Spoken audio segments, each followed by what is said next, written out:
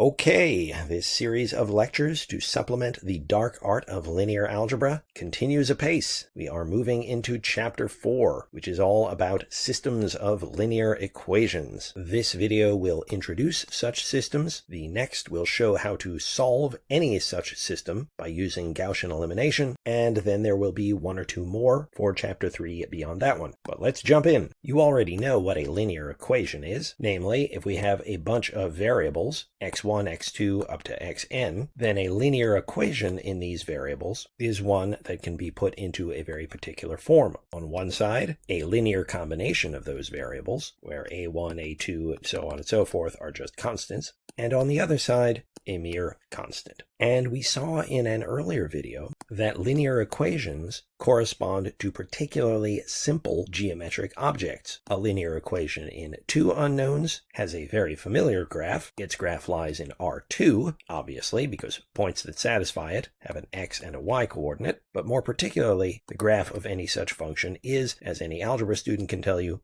a line in R2. The graph of a linear equation in three variables lies in R3, of course, because we're talking about points with x, y, and z coordinates, but more specifically, a linear equation in three variables corresponds to a plane in R3, and we worked out why this is so in that earlier video. A linear equation in four variables has a graph that lives in R4, and the graph in particular will be a three-dimensional hyperplane. If you need to review any of this, please do go back to that old video or read the corresponding section in the book. The idea in general is that any old linear equation, whether in 2, 3, 4, or n variables, has as its graph the flat, infinitely extended object of one dimension lower than the space determined by the number of variables. So a linear equation in two unknowns gives us a line, a one-dimensional object in R2. Linear equation in three unknowns gives us a plane, a two-dimensional object in R3. A linear equation in four unknowns gives us a three-dimensional hyperplane in R4. And a linear equation in n unknowns gives us an n-1 dimensional hyperplane in Rn. Again, I encourage you to revisit that material if you need a reminder as to why this is so. As we develop the theory of systems of linear equations, I will mostly concentrate on these two cases, linear equations in two or three unknowns, so that we will be able to see the corresponding geometry. Now, a system of linear equations is just a collection of linear equations, such as, for example, this one, which we would call a system of three linear equations in three unknowns, or three variables, which means the same thing, of course. But wait, you might say, this third equation is not in three variables. There are only two unknowns here, x and z. There is no y. Well, sure there's a y. We could always think of a plus 0y in there to flesh everything out, but typically we leave such things out to avoid clutter. Now, each individual equation, of course, has infinitely many solutions. There are infinitely many ordered trios, x, y, z, that satisfy this first equation that I've highlighted. In particular, every single point, all the infinitely many points on the graph of that equation satisfy that equation. Same story for the second equation, same story for the third equation. But we're interested not in solutions to the individual equations, we're interested in finding solutions to the entire system, which means we're looking for points, if there are any, that satisfy every equation in the system. And when you took basic algebra long ago, no doubt you solved systems of two linear equations in two unknowns. And you maybe even solved three equations in three unknowns. But what we are going to do is come up with a general method for solving a system of any number of linear equations in any number of unknowns. Though, as I said, I will mostly begin by looking at equations in two and three unknowns simply because it will allow us to see what's going on geometrically, and then we can bring those geometric insights to higher dimensional cases. With that in mind, let's go ahead and start thinking about, in an abstract sense, a system of two linear equations in two unknowns. So we're going to revisit junior high school for a moment. But rather than thinking about the system at once, I want to build it up equation by equation. So here's our first equation in our system. And for the moment, let's pretend it's the only equation in our system. It's a silly kind of system in the sense that it's only one equation, but what do the solutions to that system look like? Well, of course, they live in R2, and the graph of a linear equation in two unknowns is a straight line. Well, every point on this line satisfies the equation. This is the only equation in our system, such as it is. So it follows that there are infinitely many solutions to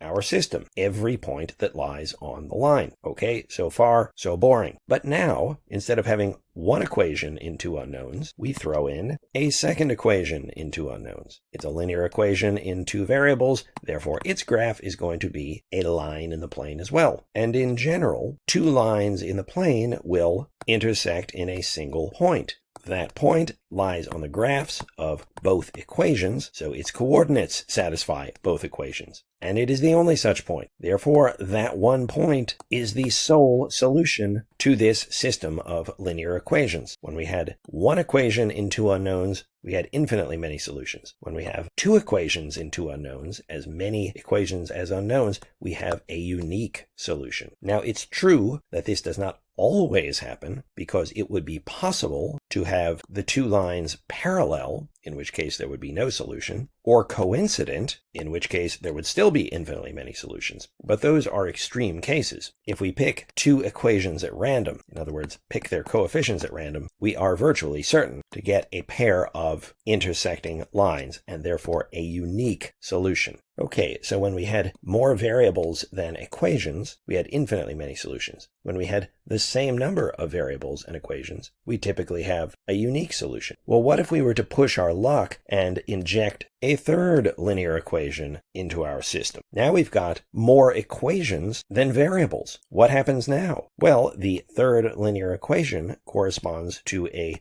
third line. And while each pair of lines typically intersects in one point, there aren't any points that all three pass through. Because each time we introduce a new equation, our potential space of solutions shrinks. We started with just the one and had infinitely many solutions. Then we threw in the second equation, which cut it down to a single point, a unique solution. Then when we throw the third equation in, we're almost certainly going to end up with no solutions to the system, unless by some miracle this third line happens to pass through the one point that already lay on the first two lines. This is all surely familiar already to you, but I'm willing to risk boring you here at the beginning just to reinforce this idea that each successive equation you put into a system, generally speaking, cuts down the set of solutions to the system. Let's see how this plays out if we move up to three-dimensional space. So if we look at a system of linear equations in three unknowns. If our system consists of a single equation and is thus a silly sort of system, well, the graph of that one equation is going to be a plane in space. Every point on this plane satisfies the one equation and therefore satisfies this trivial system. One equation in three unknowns, so fewer equations than we have variables,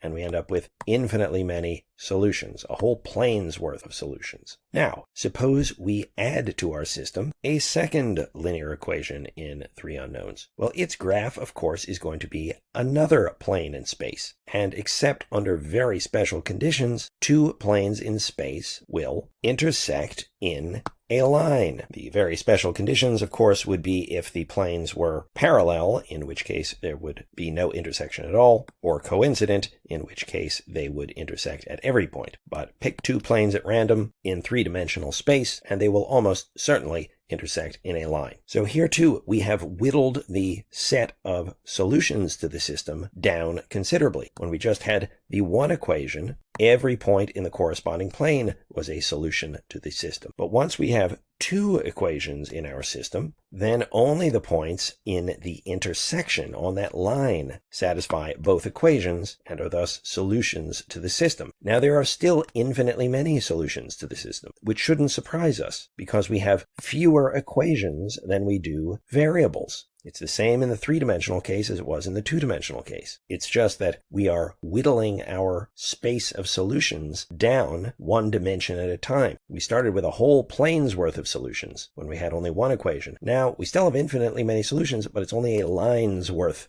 of infinitely many solutions. Well, guess what we're going to do next? Throw in a third linear equation in 3 unknowns. Its graph will be yet another plane in 3-dimensional space. Well, we have to think about where this third plane is going to intersect the set of solutions for the first 2 equations, which was just a line in space. Well, once again, in general, except under unusual circumstances, a plane in space and a line in space will intersect in a single point, and the coordinates of that point will be the unique solution to this system of 3 equations in 3 unknowns. Again, it's possible that doesn't happen. The third plane could be parallel to that line, which consists of the solutions to the first 2 equations, in which case there would be no solution to the full system of 3 equations. Or the third plane could contain that line, in which case no solutions are lost. All the solutions to the first 2 equations would still be solutions to the system of 3 equations. So we would still have infinitely many solutions to the system of 3 linear equations in 3 unknowns. But those are rare circumstances. In general, when we have as many equations as we do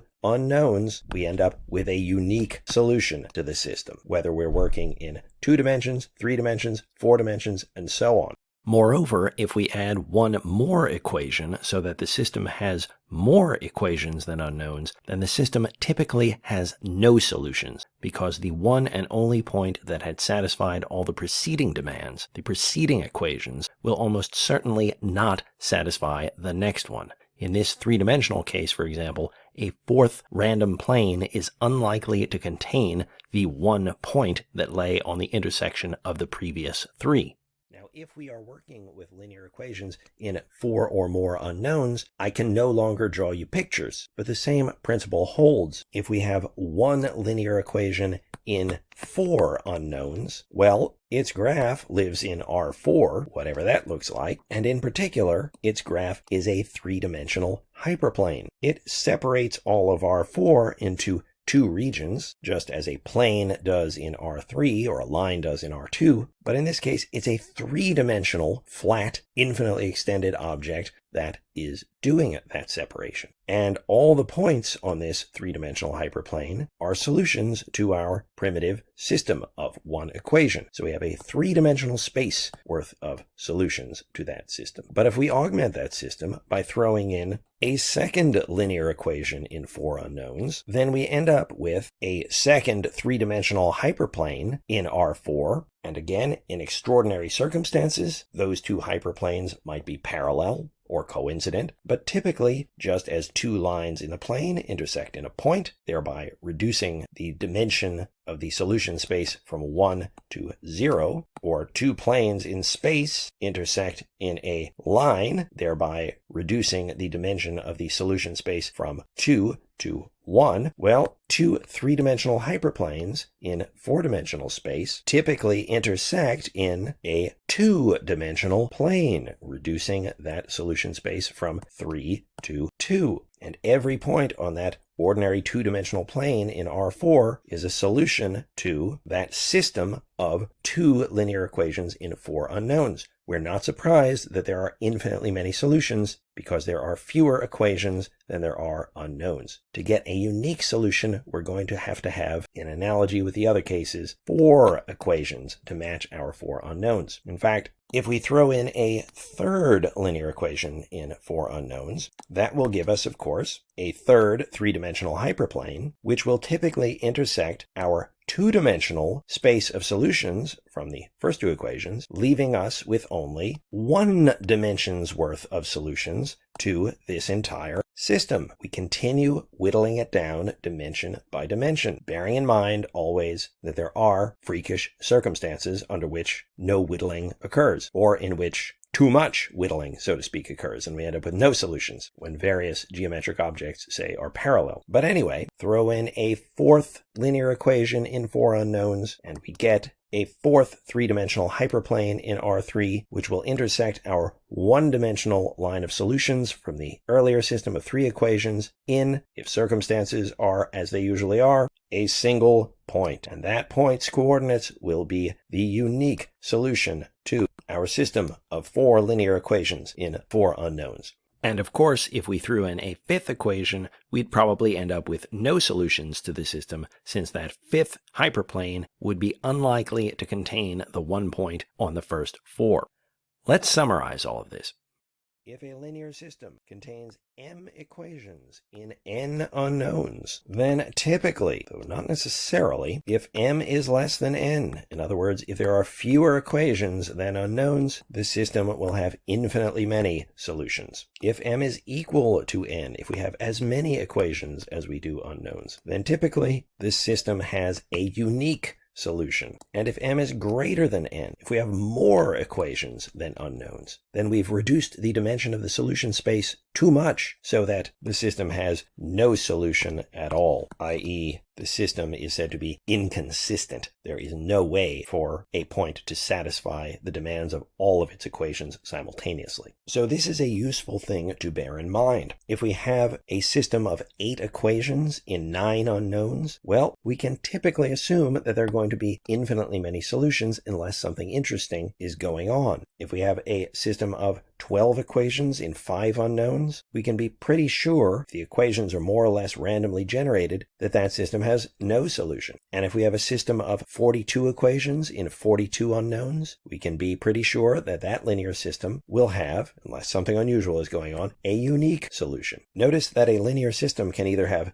0 solutions, 1 solution, or infinitely many solutions. You can't have a linear system with 5 solutions. You jump suddenly from 1 to infinity. This is all good stuff to have in the back of your mind when we are thinking about systems of linear equations. But so far we haven't really connected such systems to linear algebra. Where are the vectors? Where are the matrices? Where are the linear maps? Oh, fear not, they are here. And to see them, we just have to shift our perspective a bit. To understand how to do this, let's go back to this system of 3 linear equations in 3 unknowns. I claim that we can rewrite it in an equivalent way in linear algebraic terms. Instead of having 3 separate equations, I claim I can write this as a single equation involving a matrix and a couple of vectors. But mere claims are cheap. Let's see if I actually have the goods. It works like this. Instead of having 3 separate equations, let's think of the 3 left-hand side expressions as entries in a single vector, and the 3 expressions on the right-hand side, those constants, as entries in another vector. Then what we could say is that those 2 vectors are equal, because for 2 vectors to be equal, all their components have to be equal. So we could rewrite that as a single equation of 2 vectors in R3. It's a simple enough shift, but it puts us on the path to a very new way of thinking about this system, because I can take this equation of 2 vectors, and notice that the left-hand side is fairly complicated. So to simplify matters, we could decompose it into a linear combination of 3 vectors, which is kind of staring us in the face. So I will re-express this vector equation by writing the left-hand vector as x times the vector 3, 2, 1, plus y times the vector minus 1, 4, 0, plus z times the vector 5, 6, 2, and the right-hand side just remains the constant vector 1, 10, 3. Well, this is already getting a little more interesting, because now the left-hand side is just this weighted sum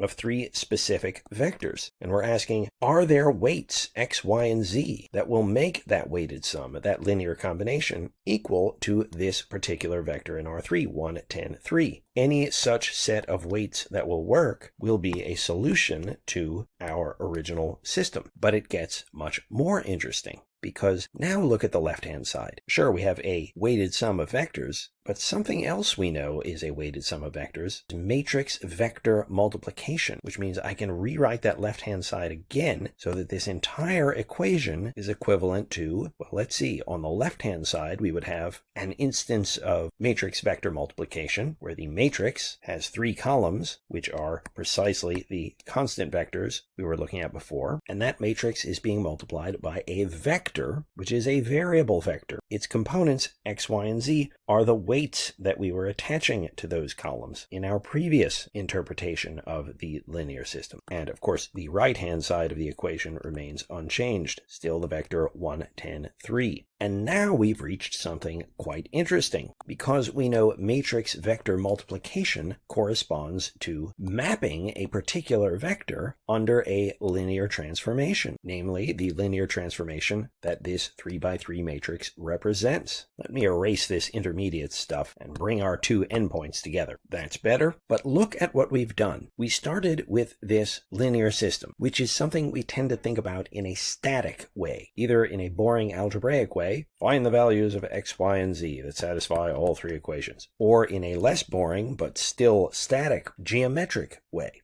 The three equations correspond to three planes in R3 that intersect, probably, in a point. Find the coordinates of that point. Anyway, we've taken that static picture, whether algebraic or geometric, and turned it into a completely equivalent question about a linear map from R3 to R3. This matrix corresponds to a linear map, a grid transformation, and we're trying to solve an equation. Find the vector or vectors that this map sends to a specific point in R3. So to think about this geometrically, 1, 10, 3 is a point in R3. This matrix corresponds to a transformation of R3, not static, but dynamic. When you hit R3 with this transformation, the grid of cubes determined by the standard basis vector gets mapped to some new grid of parallel epipeds, so that R3's infinitely many points get mapped to new locations. The way we can think about this equation here, this reformulation of our linear system, is that we are asking which point or points, if any, does this map, this transformation, send to this specific point in space, to 1,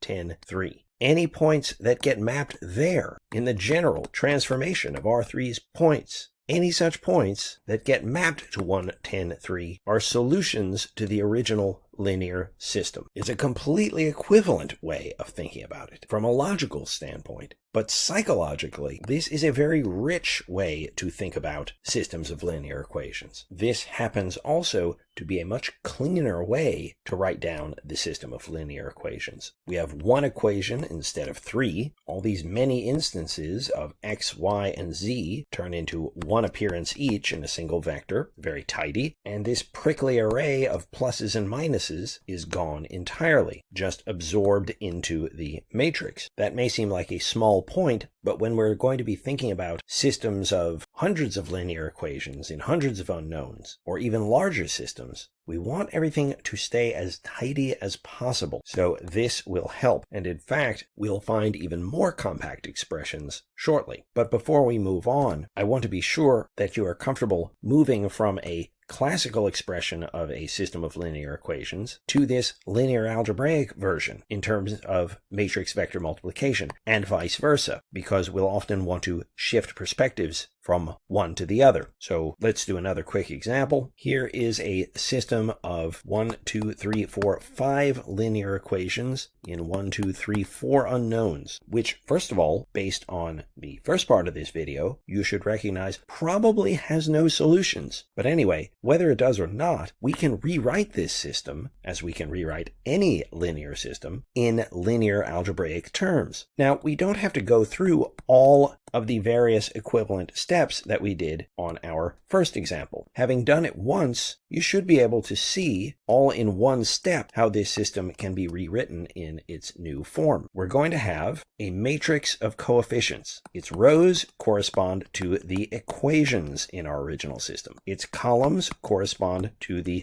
different variables. So for example, the first row will be 3, 3, 5, 2, because those are the coefficients of the four variables in the first linear equation. The second row will be 5, -1, 9, and 0, because there is no W term. That's where the 0 comes from. And then we do the same for the next three rows, and we have our matrix of coefficients. Then we have our variable vector, which just contains the four variables, x, y, z, and w, as I've called them here. And that matrix vector product we're setting equal to the constant vector 7, 0, 1, 4, 2, because those are the constants on the other side of our equations. And there we have it. This is a 5x4 matrix, so it corresponds to a linear map from R4 to R5. We're asking For a variable input from R4, what input or inputs, if any, get mapped to this point in R5, 7, 0, 1, 4, 2. And by the end of chapter 4, by the end of the next video, we will be able to churn out the answer algorithmically. And then we will know,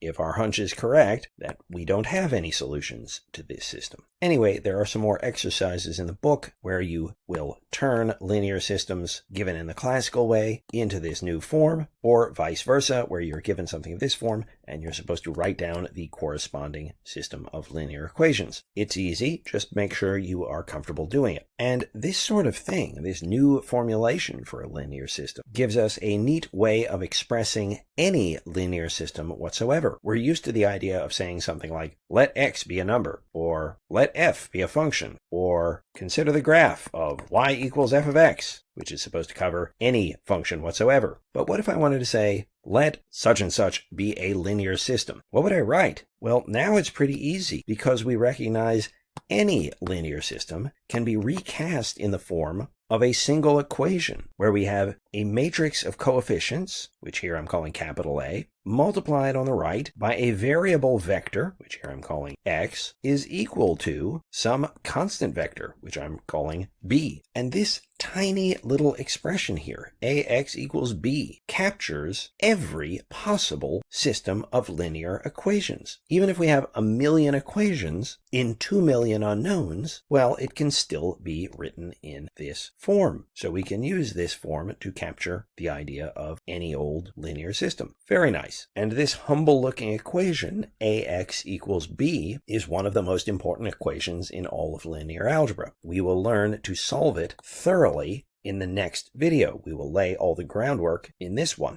So let's take the next step in that direction. Once we have turned a linear system into a single matrix vector equation like this, we can in fact compress it a little more. We'll need to introduce some new notation though. All the crucial information here is contained in two places, the matrix of coefficients and this matrix of constants, the target in some sense that the linear map is trying to hit with this variable input. If you called me on the phone, for example, and told me what this matrix of coefficients looked like, that matrix A, and you told me what this target vector, that vector B, looked like, I would have 100% of the information I need to reconstruct the original linear system. I wouldn't say, wait, what about the variable vector? I know how many variables are there. There's one variable for each column in the matrix. Obviously, that's how matrix vector multiplication works. And I wouldn't cry out over the phone, wait a second, is there an equal sign? Of course there's an equal sign. If we're talking about a system of linear equations, there's an equal sign because they are equations. You could have such a thing as a system of linear inequalities, but that is not what we're talking about here. So this variable vector is in a sense superfluous as far as just containing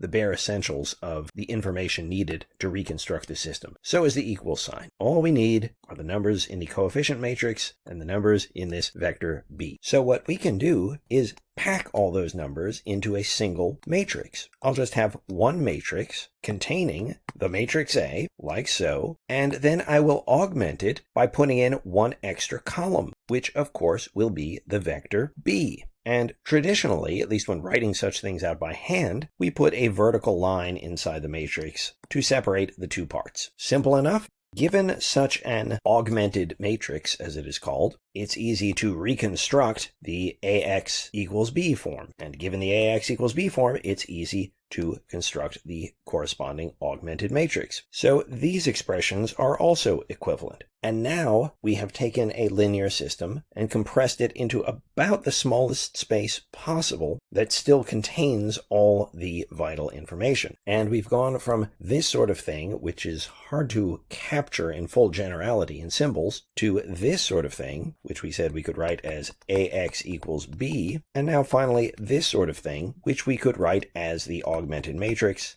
A followed by the column vector B. Now the AX equals B form, that's nice because this is real algebra. We've got an equal sign. We'll be able to manipulate this sort of thing. The augmented matrix form is really just kind of shorthand. but it's very, very useful shorthand, as we'll see in the rest of this video and especially in the next one, because we'll be using that notation when we carry out Gaussian elimination, the process that lets us solve any system of linear equations whatsoever. And again, in the book, there are exercises to make sure you are comfortable moving between all three forms in which we can write a linear system. Once you've done it a few times, it becomes completely instinctive. The main thing to bear in mind is that given any augmented matrix, each row corresponds to an equation. The vertical line almost stands for an equal sign in this case. So if we wanted to reconstruct the original system of equations from this particular augmented matrix, well, the first equation would be, I'm going to need to think of names for the variables because I have 1, 2, 3, 4, 5 of them. So I'll just call them x1 through x5. But anyway, the first equation would be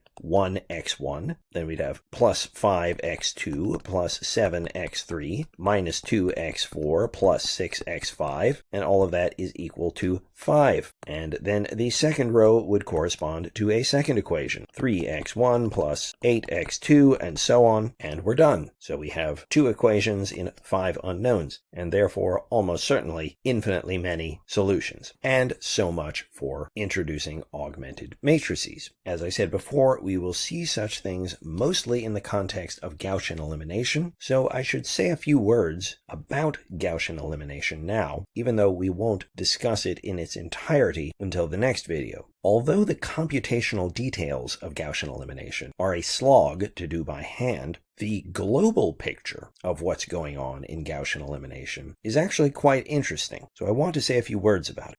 Let's use this system of linear equations that's been sitting in the upper left corner for basically this entire video now as an example. To carry out Gaussian elimination on such a system, we begin by rewriting it as an augmented matrix, which has the virtue of boiling it down to its essentials. Now, the big idea is that we undertake a sequence of steps, sometimes many steps, though all of them are simple. And at each step, we produce from our current augmented matrix a new augmented matrix. And the trick as we move from one augmented matrix to the next, and so on for as long as it takes, the trick is that each move we make, even though it produces a new augmented matrix from the old one, it will be an augmented matrix whose corresponding linear system will have the exact same solutions as the system corresponding to the augmented matrix that came before. That means that if we make 20 such moves, we end up with some final augmented matrix that corresponds to some linear system that has the exact same solutions as the linear system corresponding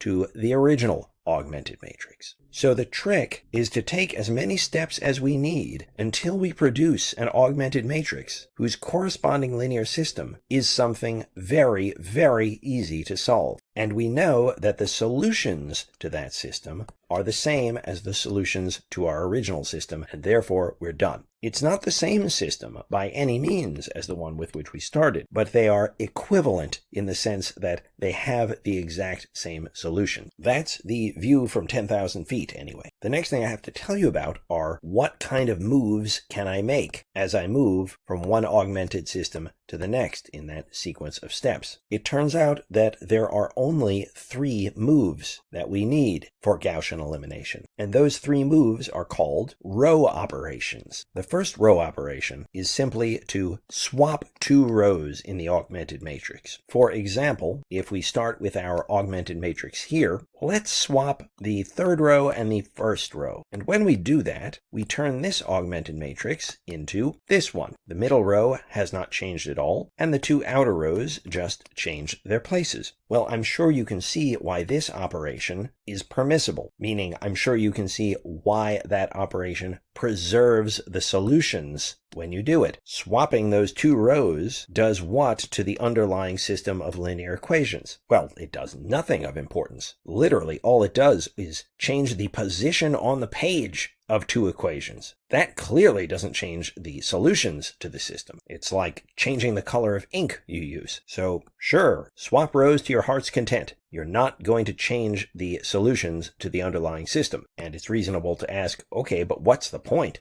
Well, you'll see, especially again in the next video, that we sometimes want to swap rows to put things into an auspicious position for us. For example, you'll quickly get used to the idea that we love to have a 1 in this top left corner, which is why I did that row swap. Oh, and I should mention that when we're writing down the steps in Gaussian elimination, it's helpful, and in fact very important for something we'll see later, to indicate exactly what move we have made. And there are different ways of notating this. The notation I will use for a row swap will be something like this, where in this case I've written R sub 1, double arrow, R sub 3. The subscripts indicate the rows. R is obviously for row. So swap the positions of row 1 and row 3. Okay, that's literally all there is to say about the first row operation. The second one is almost as simple. Scale a row, meaning treat that row like a vector and scale that vector. Multiply every entry in that row by the same real number. And to show you what that looks like, let's scale the second row on our current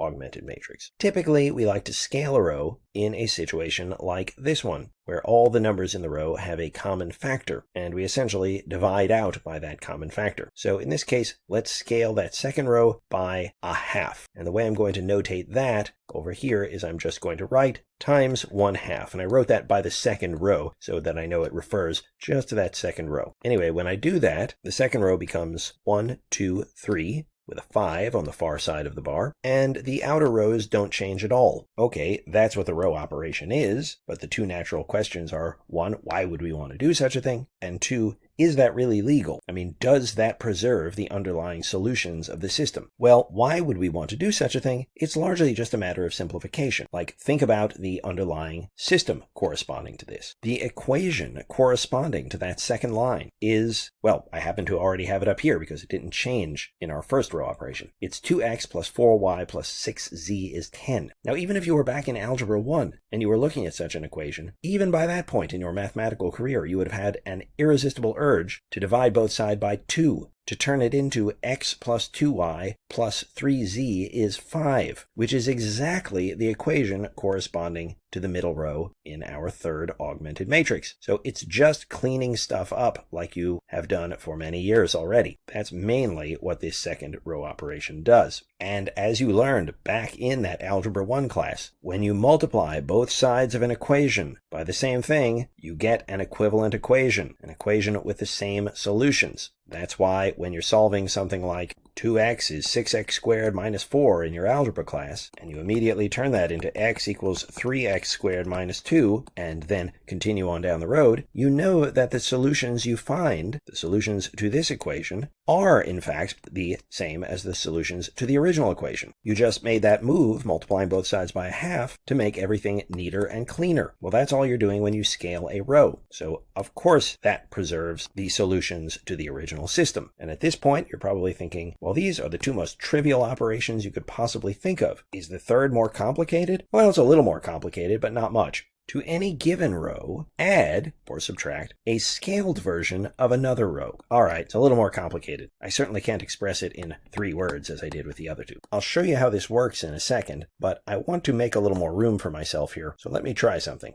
Clever, eh? That'll work. All right, so let's see how this third row operation works. Remember when I told you back when we learned about the first row operation that we love to get a 1 in that upper left corner? Well, now you're going to see why. I'm going to keep that first row, the one that has that 1 so wonderfully placed, exactly as is. But I'm going to use the third row operation to change the second row. The third row operation says that to any given row, and I'm going to do it here to the second row, I can add or subtract a scaled version of another row. Well, I'm going to subtract from my second row the first row itself. I'm not actually going to scale it. Or if you like, I'm going to scale it by 1 so it doesn't change it. So the way I'm going to notate that is here between the matrices, I'm going to write next to the second row minus r sub 1, which means take row 2 and subtract row 1 from it. The third row operation says I can do this, and when I do it, what do I get? Well, in the first entry, I get 1 minus 1, which is 0. Then I get 2 minus 0, which is 2. 3 minus 2, which is 1. And 5 minus 3, which is 2. And that's that. And of course, I could just carry the third row over unchanged, but I'm going to keep it as is because I'm going to use that third row operation on it as well. I'm going to do it in a slightly different way on the third row though. When I apply this third row operation to the third row, I'm going to take the third row, and I know I can add or subtract a scaled version of another row. What I'm going to do is subtract not the first row, but 3 times the first row. Don't worry about why I'm doing this sort of thing yet. I'm just introducing what the row operations are for now, although we'll start to see why I'm doing it in a moment. Anyway, so from the third row, I want to subtract 3 copies of row 1, which is why I wrote minus 3r1 between the third rows of those two matrices. Anyway, when I do that, what happens? In the first entry, I'm going to get 3, and I'm subtracting 3 times 1, so I get 0. And that was, in fact, why I decided to subtract 3 copies of row 1. What you will see, we'll do a lot of it in the next video, is once we've established one of these glorious ones in a proper position, like in the upper left, we then go on to eliminate everything else in that column, zero it all out by judicious application of this third row operation. That, in fact, is the elimination part of Gaussian elimination. But it's an operation on the entire row, of course, so we have to keep going down. For the next entry, let's see, I'm going to get minus 1 times 3 zeros. Well, that's still 0, so I get a minus 1 in that slot. And then I'm going to get 5 minus 3 copies of 2. So 5 minus 6, I get a minus 1 in that slot as well. And finally, on the other side of the bar, we still have to continue the operation. 1 minus 3 copies of 3, so 1 minus 9, which gives me minus 8. Good! And you know what? I didn't intend to actually carry this one out to completion, but maybe we should try it. Let's keep going. You've met all 3 row operations. Let's just see what we can do with it. First, let me try my trick with the incredible shrinking matrix again.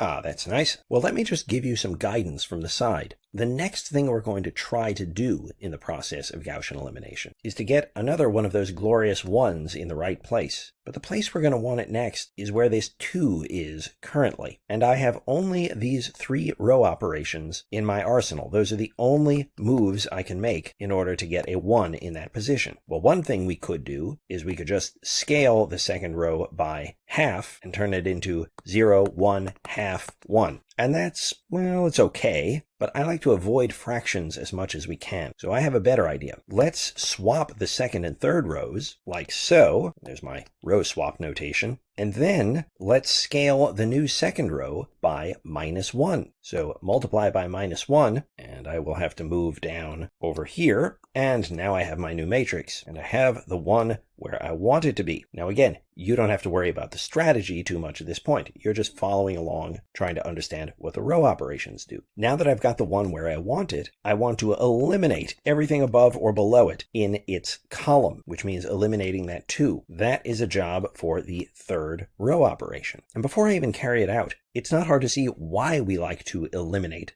stuff. Go back to this matrix, which was the first one where we had eliminated everything in the first column except for that leading 1. Think about what the underlying system of linear equations looks like now. The equation corresponding to the first row would be x plus 2z is 3. The equation corresponding to the second row doesn't have an x term in it, and the equation corresponding to the third row doesn't have an x term in it. So we've packed all the information about x into a single equation. It's eliminated from the other 2 equations. This condensation is what is going to make it easy to solve as we keep taking steps. Now what we're trying to do is to pack all the information about y in the second column into a single equation, namely the second equation. Well, to do that, I need to eliminate the y term. I need to eliminate that 2 from this third row. So first 2 rows stay put, but from this third row, I am going to subtract 2 copies of row 2. So that I end up with 2 minus 2, which will give me a 0 there. And of course, in its first entry, I have 0 minus 2 copies of 0, which is 0. And for the third entry, I have 1 minus 2 copies of 1. That's 1 minus 2, which is minus 1. And on the other side of the bar, 2 minus 16, which is going to be minus 14. We're doing very well, and I pray that I have not made an arithmetic mistake anywhere, because I really don't want to do all of this again. Anyway, we'll see. What's the next move? The next move is to try to get a 1. Well, I bet you can guess where it goes. We started by getting a 1 in the upper left. entry 1, 1. Then we got one in entry 2, 2. And we're going to continue down that main diagonal. I would like a 1 in entry 3, 3. Well, that's easy. Just scale row 3 by -1. C'est voila, there it is. Now I'm going to stop here for a moment because we're actually far enough along that we can now write down the solutions to our system of equations. Because the whole point of this elimination process, as I said before, was that the solutions get preserved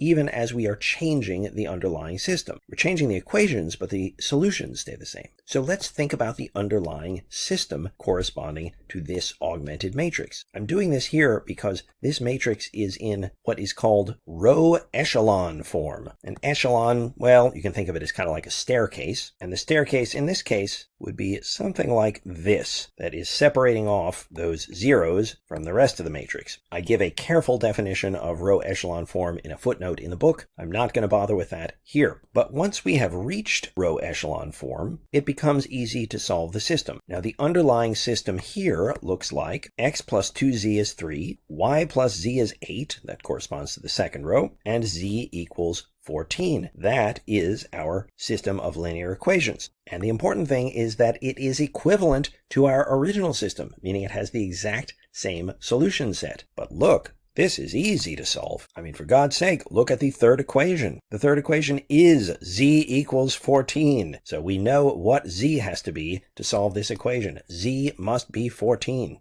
And what I can do now is I can use that information to go up a step and solve the second equation for y, because x is gone from that equation. Just as in the last equation, x and y were eliminated. And now you can start to see why we did those weird eliminations under our magic ones. So if z is 14, I can substitute that into the second equation. Y plus z is 8, and I get y plus 14 is 8. Well, the only thing you can add to 14 and get 8 is -6. So that means that z is 14, y is -6, and now I can substitute into the first equation, which actually doesn't have y, but that's kind of an accident, but it's only in terms of x and z, and I already know what z must be. The first equation tells me that x plus 2z is 3, but z is 14. So that means that x plus 28 is 3. Or in other words, x is 3 minus 28. So x is minus 25. And those are the values of x, y, and z, the only solution to our system of 3 equations in 3 unknowns, which we have now produced by Gaussian elimination. Hallelujah!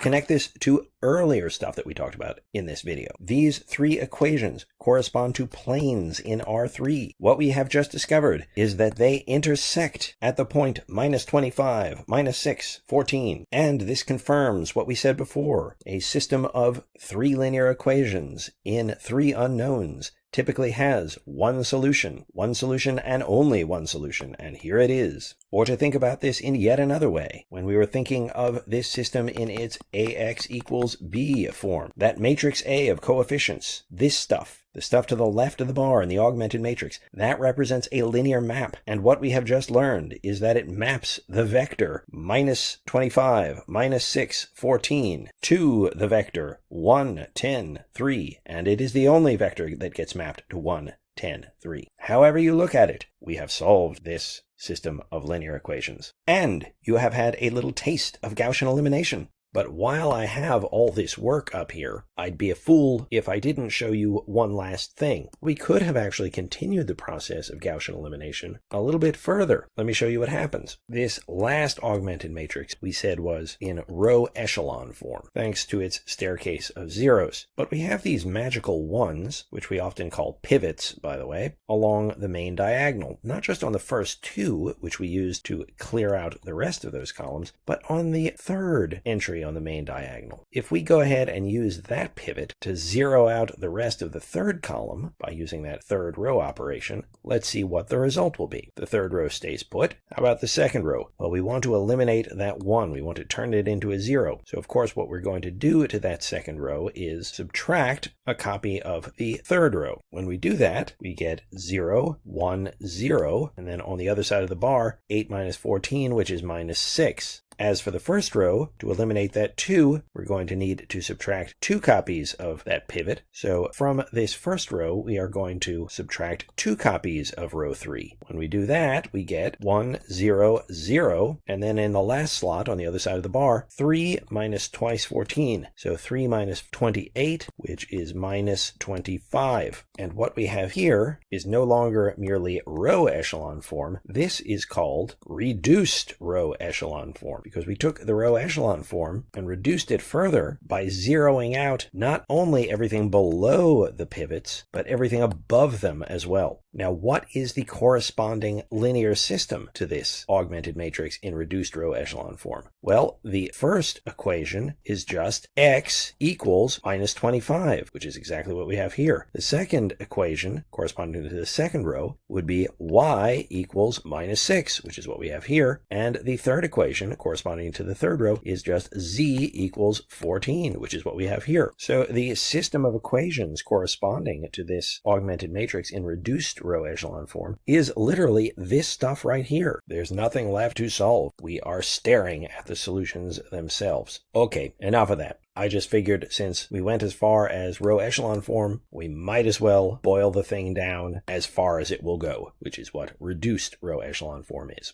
In the next video, we will discuss in greater detail the strategy behind Gaussian elimination and the various ways it can shake out. This will connect back to stuff we did in Chapter 2 about parametric equations for hyperplanes and affine spaces more generally. I did not explain, by the way, why this third row operation actually does preserve solutions. That's a little more subtle than in the first 2 cases. But this video is long enough. You can read that proof in the book. And it's high time we bring this one to a close. So, until next time, farewell.